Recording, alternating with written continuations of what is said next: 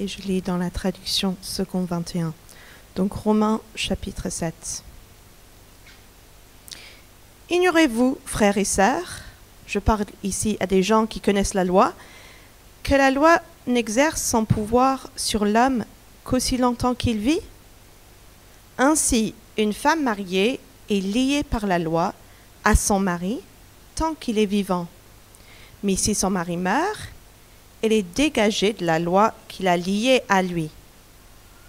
Si donc elle devient la femme d'un autre homme, du vivant de son mari, elle sera considérée comme adultère.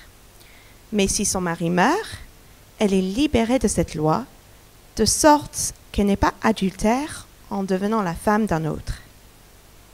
De même, mes frères et sœurs, vous aussi, vous avez été mis à mort par rapport à la loi, à travers le corps de Christ, pour appartenir à un autre, à celui qui est ressuscité, afin que nous portions des fruits pour Dieu. En effet, lorsque nous étions livrés à notre nature propre, les passions pécheresses éveillées par la loi agissaient dans nos membres, de sorte que nous portions des fruits pour la mort. Mais maintenant, nous avons été libérés de la loi, car nous sommes morts à ce qui nous retenait prisonniers, de sorte que nous servons sous le régime nouveau de l'esprit, et non sous le régime périmé de la loi écrite. Que dirons-nous donc? La loi est-elle péché? Certainement pas. Mais je n'ai pas connu le péché que par l'intermédiaire de la loi. Mais j'ai connu le péché que par l'intermédiaire de la loi. En effet, je n'aurais pas su ce qu'est la convoitise si la loi n'avait pas dit « tu ne convoiteras pas ». Saisissant l'occasion offerte par ce commandement, le péché a produit en moi toutes sortes de désirs.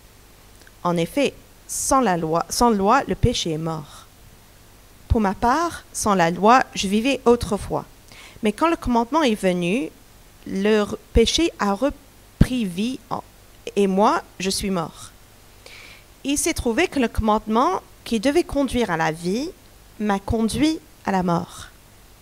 En effet, le péché, saisissant l'occasion offerte par le commandement, m'a trompé et par lui m'a donné la mort. Ainsi donc, la loi est sainte et le commandement est saint, juste et bon. Ce qui est bon est-il donc devenu synonyme de mort pour moi? Certainement pas. Au contraire, c'est la faute du péché. Il s'est manifesté comme péché en me donnant la mort par ce qui est bon. Et ainsi, par l'intermédiaire du commandement, il montre son caractère extrêmement mauvais. Nous savons en effet que la loi est spirituelle. Mais moi, je suis marqué par ma nature, vendu au péché. Je ne comprends pas ce que je fais. Je ne fais pas ce que je veux. Et je fais ce que je déteste. Or, si je fais ce que je ne veux pas, je reconnais par là que la loi est bonne. En réalité, ce n'est plus moi qui agis ainsi, mais le péché qui habite en moi. En effet, je sais que le bien n'habite pas en moi, c'est-à-dire dans ma nature propre. J'ai la volonté de faire le bien, mais je ne parviens pas à l'accomplir. En effet, je ne fais pas le bien que je veux, mais je fais au contraire le mal que je ne veux pas. Or, si je fais ce que je ne veux pas, ce n'est plus moi qui le fais, mais le péché qui habite en moi. Je découvre donc cette loi. Alors que je veux faire le bien, c'est le mal qui est à ma portée. En effet, je prends plaisir à la loi de Dieu dans mon être intérieur. Mais je constate qu'il y a dans mes membres une autre loi. Elle lutte contre la loi de mon intelligence et me rend prisonnier de la loi du péché qui est dans mes membres. Malheureux être humain que je suis. Qui me délivrera de ce corps de mort? J'en remercie Dieu. C'est possible par Jésus-Christ notre Seigneur. Ainsi donc, par mon intelligence, Je suis esclave de la loi de Dieu, mais par ma nature propre, je suis esclave de la loi du péché. Merci beaucoup Debs et bienvenue à l'Église Connexion ce matin. Je m'associe à l'accueil que vous a déjà souhaité Erwan ce matin. Merci de garder ce passage ouvert devant nos yeux. Je ne vais pas afficher les versets parce que je veux nous inviter à prendre l'habitude de vérifier pour nous-mêmes dans le texte de la Bible. Donc ayons le texte sous les yeux et comme ça vous pourrez suivre avec moi et vérifier que c'est Dieu qui parle et pas juste moi qui invente mes propres idées. Comment ça va depuis dimanche dernier? Comment s'est passée la semaine? J'imagine que, comme pour moi, depuis le sermon de dimanche dernier, tout s'est passé nickel. Vous avez réussi à n'avoir aucune pensée impure, aucune parole colérique, aucun désir égoïste. À aucun moment, vous n'avez lutté pour aimer les autres. Vous avez réussi à toujours pardonner, toujours vous remettre en question quand il fallait et toujours faire passer les intérêts des autres avant les vôtres. Alors, essayons quelque chose. Si vous deviez mettre une note à votre performance cette semaine, vous vous donneriez combien? 19? 19,5? 20 sur 20? Ça fait plusieurs dimanches qu'on apprend que le chrétien n'est plus esclave du péché.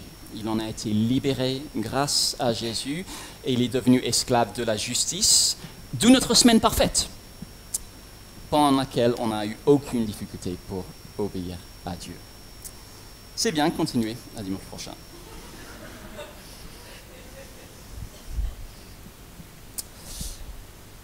Si jamais le deuxième degré a tendance à vous passer au-dessus de la tête, là c'est en été.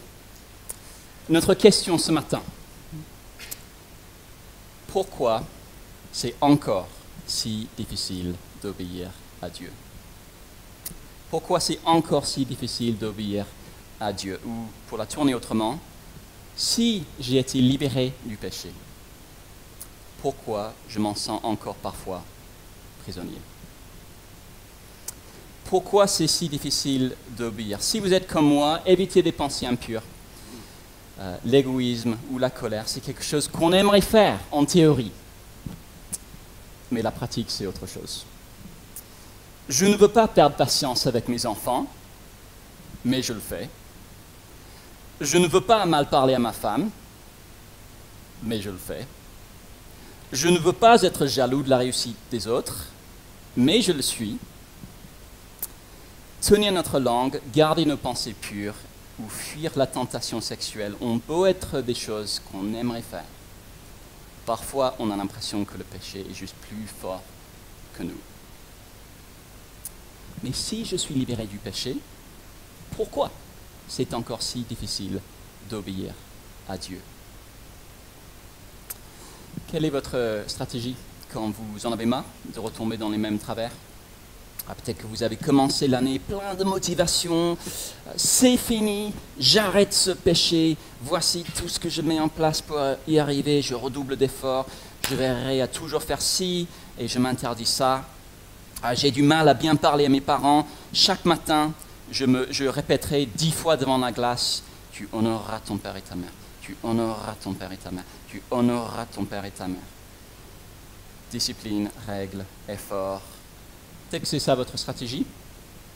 Est-ce que ça marche? Ou est-ce que les résultats sont mitigés? Pourquoi c'est encore si difficile d'obéir à Dieu? Quand l'apôtre Paul a écrit Romains, la même question se posait.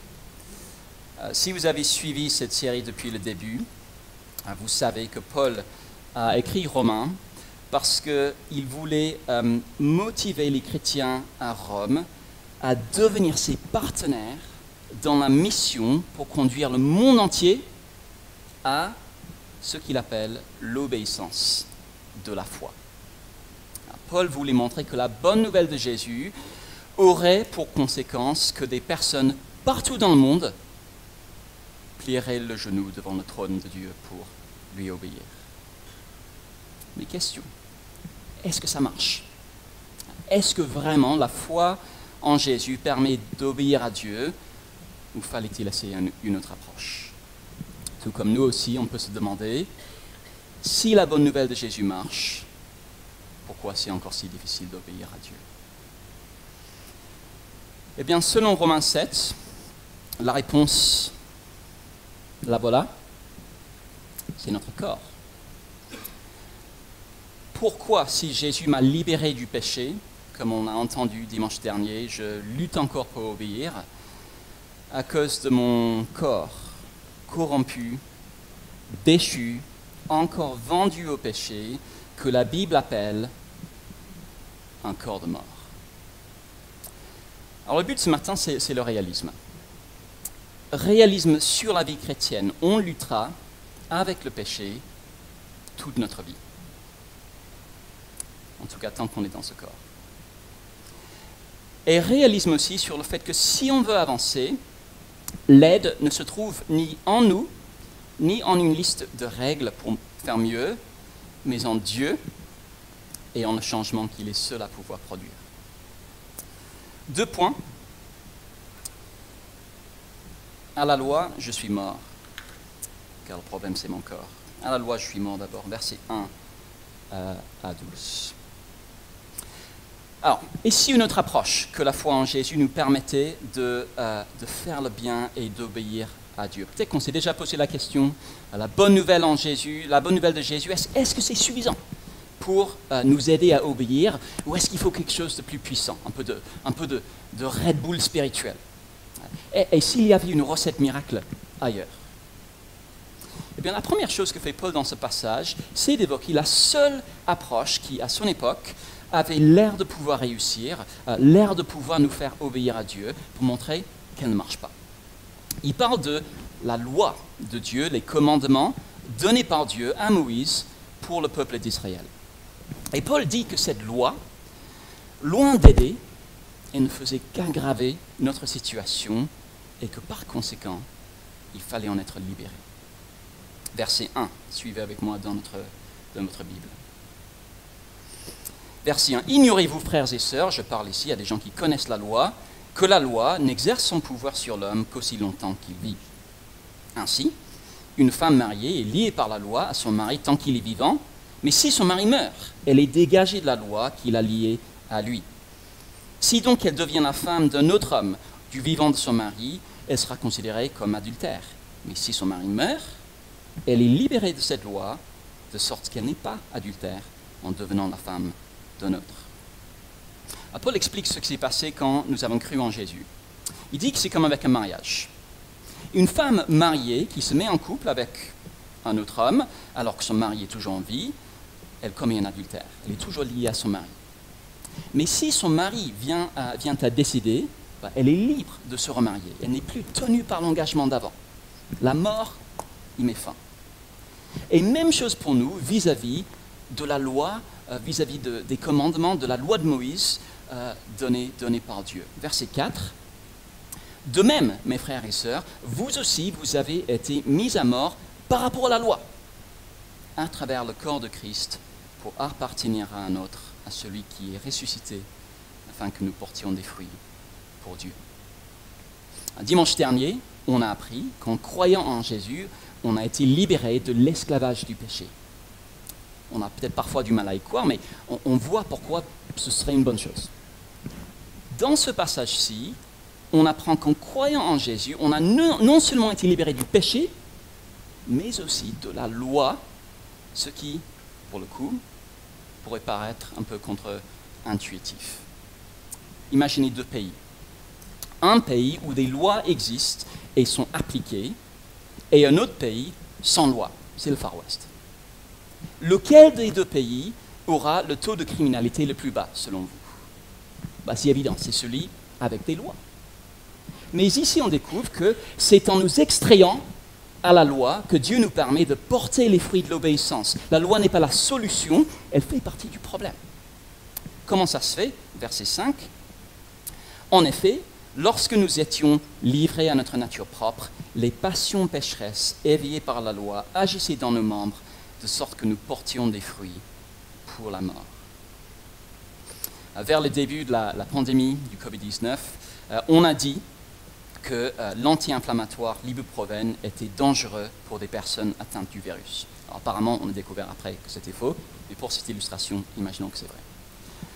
On ne disait pas que l'ibuprofène était mauvais en soi, mais que pour une personne malade du Covid, il aggravait les choses. Et c'est un peu ce que dit Paul de la loi. Elle est bonne, elle reflète le caractère de Dieu, mais donnée à des personnes déjà malades, pas du Covid-19, mais du péché, elle aggrave leur état. Il dit qu'elle éveille les passions pécheresses dans leurs membres. Qu'est-ce que ça veut dire? Il explique au verset 7. Que dirons-nous donc? La loi est-elle péché? Certainement pas. Mais je n'ai connu le péché que par l'intermédiaire de la loi. En effet, je n'aurais pas su ce qu'est la convoitise si la loi n'avait pas dit « tu ne convoiteras pas ». Saisissant l'occasion offerte par ce commandement, le péché a produit en moi toutes sortes de désirs. En effet, sans loi, le péché est mort. Quand la loi entre en contact avec un enfant d'Adam, comme nous tous, le résultat n'est pas plus d'obéissance, c'est plus de rébellion. C'est comme avec les enfants, si je dis « je vous interdis de grimper sur une chaise pour prendre des bonbons », qu'est-ce qu'ils vont se dire? On n'avait pas pensé à ça.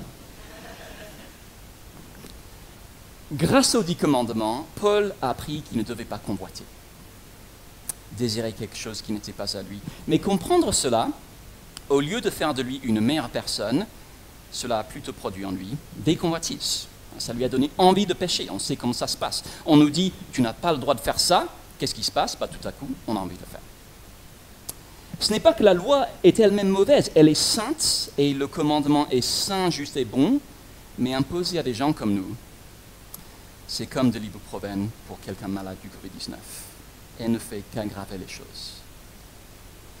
Alors, on parlera dans un instant de pourquoi la loi produit cet effet-là, mais déjà, ça nous montre que toute stratégie pour combattre le péché et pour obéir à Dieu, qui repose simplement sur des règles et sur nos efforts pour les respecter et sur une résolution disciplinée, eh bien, cette stratégie-là, elle est vouée à l'échec. Elle ne marchera pas. Ça peut avoir l'air très pieux. Je peux me barricader derrière des listes de choses à faire ou à ne pas faire. Je peux être très exigeant avec moi-même. Plus jamais je ne ferai ci. Je me lèverai à 5 heures tous les jours pour faire ça. Mais in fine, tout ce que cela nourrira, c'est soit notre orgueil, parce qu'on croit qu'on s'en sort bien, soit l'hypocrisie, parce qu'on arrive à projeter une image et à cacher la réalité, soit le désespoir, quand on découvre qu'on n'est pas à la hauteur. Ça ne marche pas. On n'a pas besoin de législation pour obéir à Dieu. On a besoin d'une libération pour obéir à Dieu. Le grand théologien allemand, Martin Luther, l'a vécu pour lui-même. À l'âge de 21 ans, il est devenu moine, et pas n'importe quel moine, un moine ultra zélé. Il s'imposait toutes sortes de règles super exigeantes, se lever pour prier à 2 heures du matin et encore à 4 heures du matin, tous les jours, se priver de nourriture, dormir sans couverture sur un lit en pierre, se flageller avec des fouets en croyant que ça l'aiderait à ne plus pécher. Mais plus il avançait dans ce mode de vie extrêmement exigeant, plus il avait la conscience troublée. Toutes ces obligations qu'il s'imposait ne faisaient finalement que lui montrer combien il était loin de Dieu, combien il était loin de ses exigences et combien le péché était ancré en lui, malgré ses meilleurs efforts de s'en débarrasser. Plus il avançait, plus il se rendait compte qu'il n'était pas au niveau. Et la justice de Dieu qu'il voulait respecter, il a reconnu plus tard qu'il la haïssait, elle l'effrayait.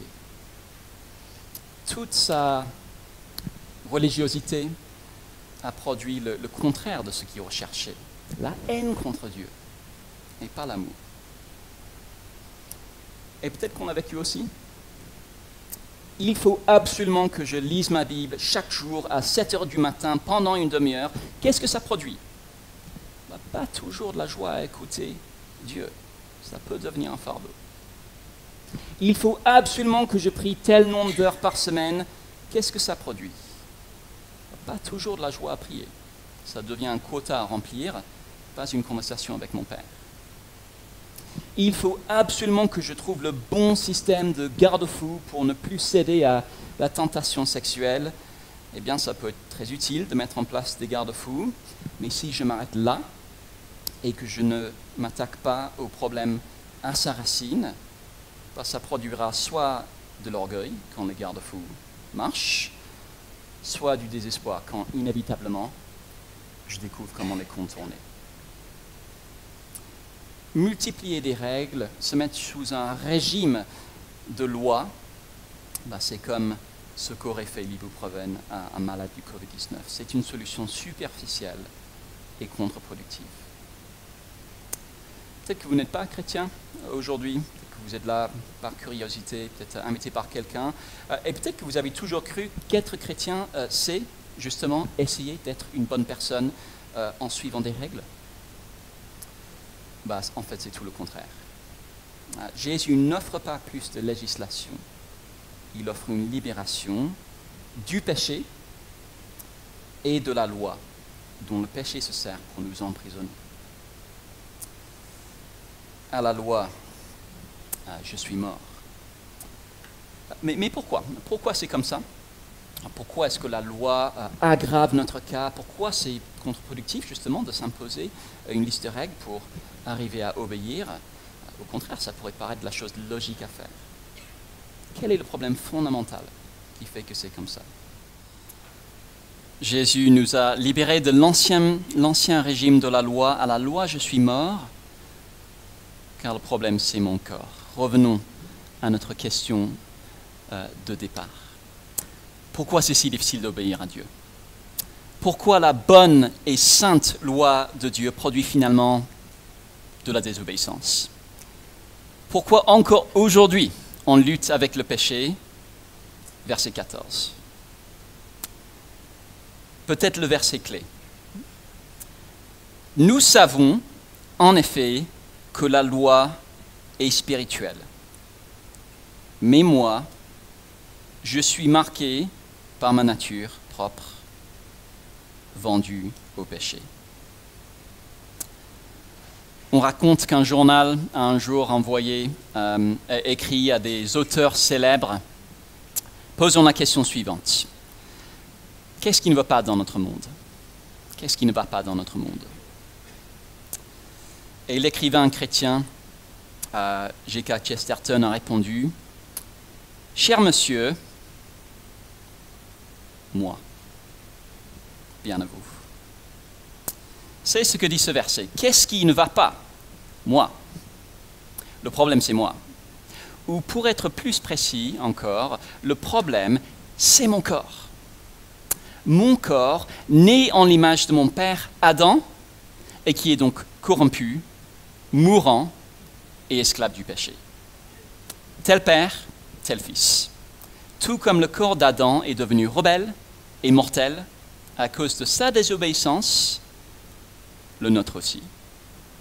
Vérifions ensemble dans le texte. Regardez combien de fois Paul parle de nos membres, les parties de notre corps dans ce passage. Verset 5. Les passions pécheresses éveillées par la loi agissaient dans nos membres. Verset 23. Je constate qu'il y a dans mes membres une autre loi. Elle lutte contre la loi de mon intelligence et me rend prisonnier de la loi du péché qui est dans mes membres. Notre corps est comme un champ de guerre où le péché s'oppose à tout effort pour le pacifier.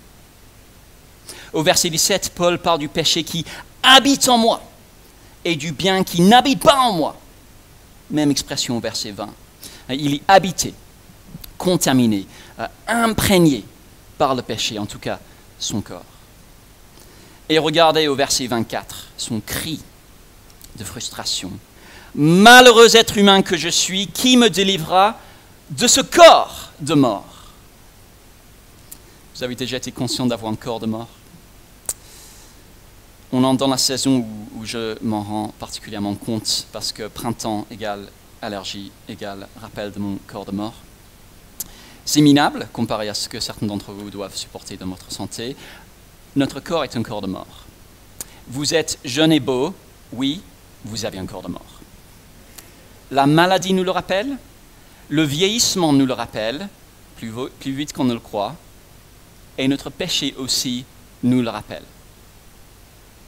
Nous avons un corps de mort.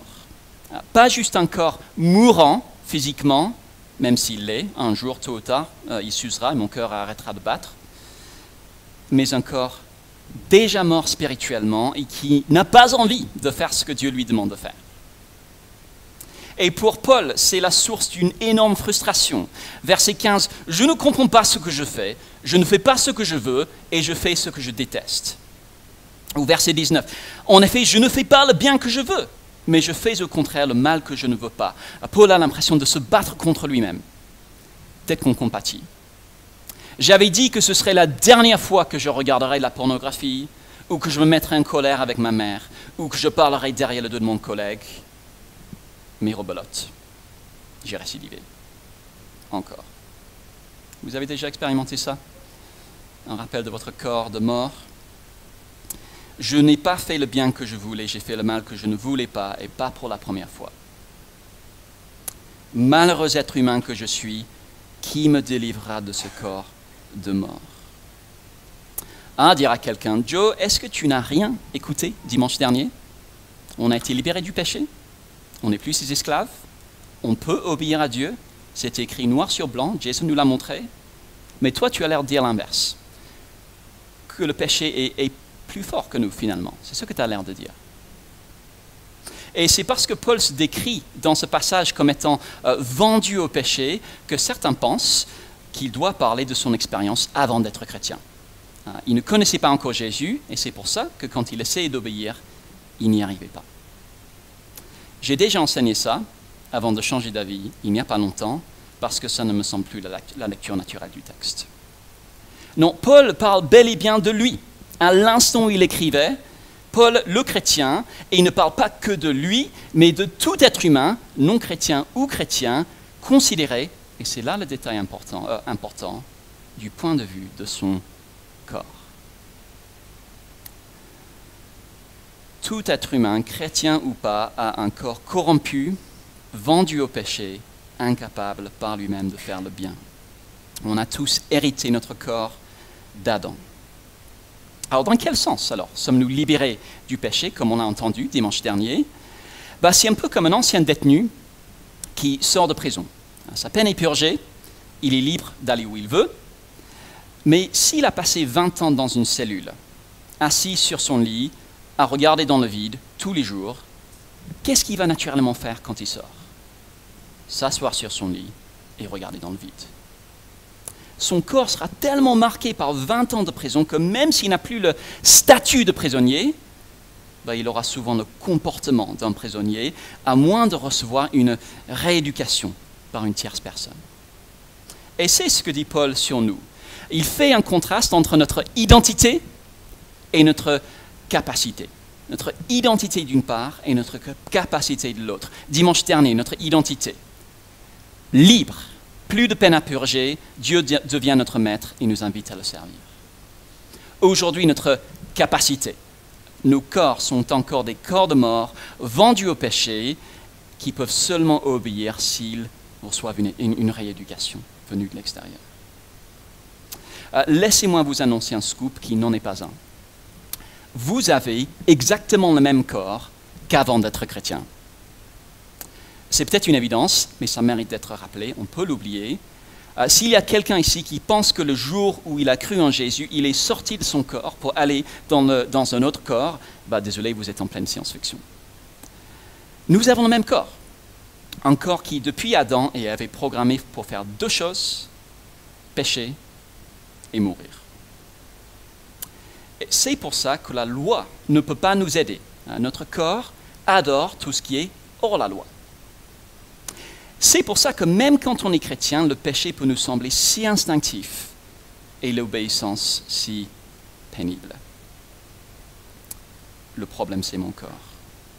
Est-ce que ça veut dire que rien n'a changé grâce à notre conversion? Non, regardez la toute dernière phrase, verset 25. Ainsi donc, par mon intelligence, je suis esclave de la loi de Dieu, mais par ma nature propre, je suis esclave de la loi du péché. Notre intelligence, elle, a été renouvelée. on croit en Jésus, on a compris qu'on est unis à lui, on a compris qu'on a une nouvelle vie, on veut obéir à Dieu. Notre intelligence a été transportée du règne d'Adam au règne de Jésus, et c'est pour ça qu'on trouve tellement rageant quand on pêche. Dieu a renouvelé notre intelligence pour qu'on veuille faire le bien. Mais, pour emprunter l'illustration d'un ami, ce renouvellement de notre intelligence, c'est comme essayer de faire fonctionner Linux, un système d'exploitation très performant, sur un vieux PC des années 90. Le système est bon, et peut-être que certaines fonctionnalités seront améliorées, mais le système aura beaucoup de mal à faire que la machine le suive, et fondamentalement, c'est le matériel lui-même qui a besoin d'être remplacé. Pourquoi c'est encore si difficile d'obéir? Le problème, c'est mon corps de mort que j'ai encore jusqu'à ce que Jésus revienne. 3 raisons pour lesquelles c'est capital de le comprendre. D'abord, pour avoir des attentes réalistes sur la vie chrétienne. Si je m'attends au monde des bisounours, où on fait le bien sans difficulté à tout un chacun, tout le temps, si on s'attend à enchaîner les victoires sur le péché sans jamais encaisser de défaites, on aura peut-être quelques réussites, mais les échecs seront d'autant plus déstabilisants.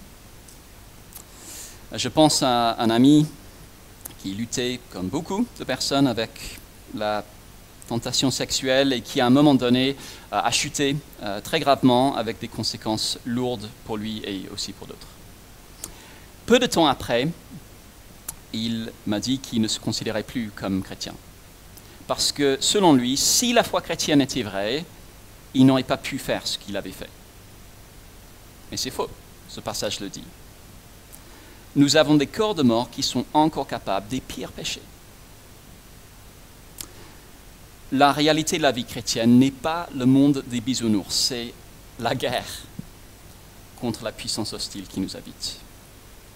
Si vous vous sentez en pleine lutte en ce moment, je veux vous rassurer, vous n'êtes pas un chrétien défaillant, vous n'êtes pas un croyant de grade inférieur. Au contraire, le fait même de vous battre, plutôt que de suivre les envies de votre corps, c'est bon signe. Parce que la vie chrétienne normale, c'est la guerre. Une guerre qui durera toute notre vie. Ça ne veut pas dire qu'on ne peut pas gagner quelques batailles, mais la guerre, elle, durera jusqu'à la fin. Est-ce que vous êtes prêts pour la guerre? Deuxième raison pour laquelle c'est capital de comprendre ce passage, parce que ça nous protège des menteurs qui nous vendraient des fausses recettes miracles. À l'époque de Paul, c'était la loi. Le légalisme dont on a parlé est une fausse recette miracle, multiplier les règles. C'est une fausse recette miracle parce que c'est un peu comme coller des sparadraps à un corps infecté par un virus. Ça ne fera rien pour traiter le problème à l'intérieur. Au contraire, ça risque de générer encore plus d'amertume contre Dieu. Le légalisme est une fausse recette miracle, mais il y en a plein d'autres. J'ai tapé dans Google comment arrêter de pécher. Et je suis tombé sur plusieurs blogs qui parlaient comme si on pouvait être délivré de la guerre avant d'être délivré de notre corps de mort. Mais si on avale ces mensonges-là, on se met en danger de très, très grosses déceptions.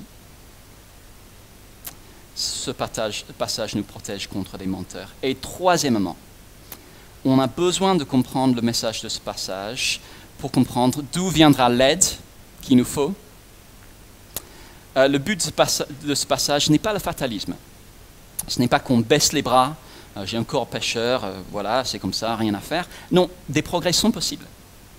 Mais c'est seulement quand on comprend notre impuissance totale à nous qu'on peut s'ouvrir à la solution offerte par Dieu. Quelle est-elle?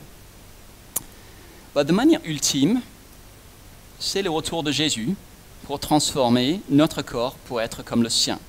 Qui me délivrera de ce corps de mort? C'est possible par Jésus-Christ notre Seigneur. Paul parle de la délivrance qu'apportera Jésus quand il reviendra.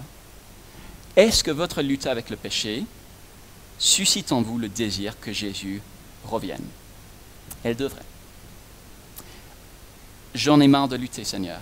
S'il te plaît, reviens bientôt.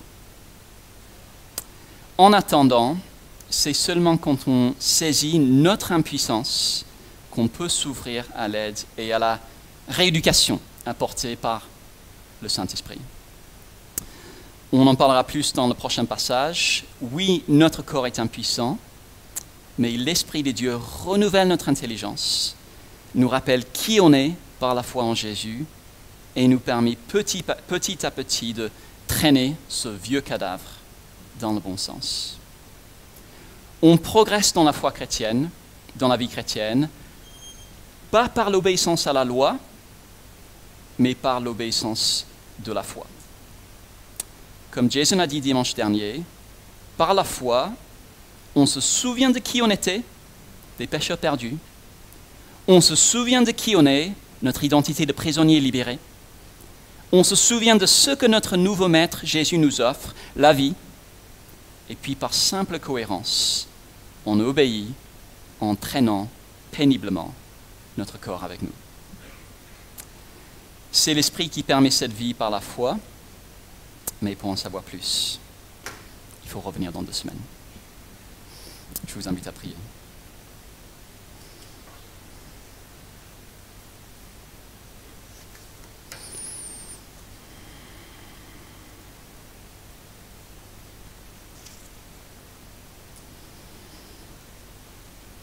Malheureux être humain que je suis, qui me délivrera de ce corps de mort. Je remercie Dieu, c'est possible par Jésus-Christ notre Seigneur. Ainsi donc par mon intelligence, je suis esclave de la loi de Dieu, mais par ma nature propre, je suis esclave de la loi du péché.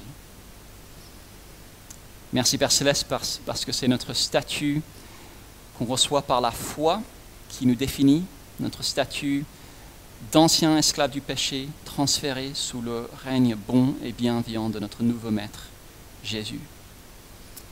Et merci en même temps, Père Céleste, pour ce passage qui nous permet d'être lucides sur notre réalité.